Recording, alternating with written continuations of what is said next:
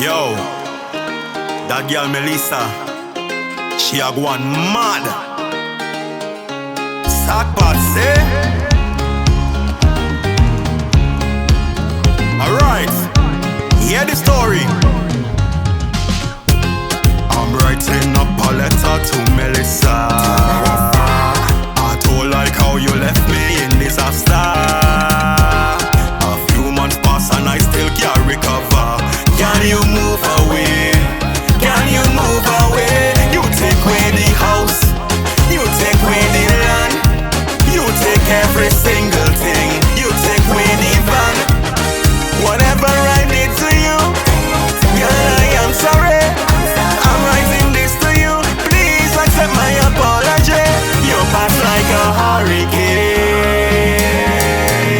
Can't take a revive, can't take a revive now. You pass like a hurricane. Can't take a revive. I'm lucky to be alive.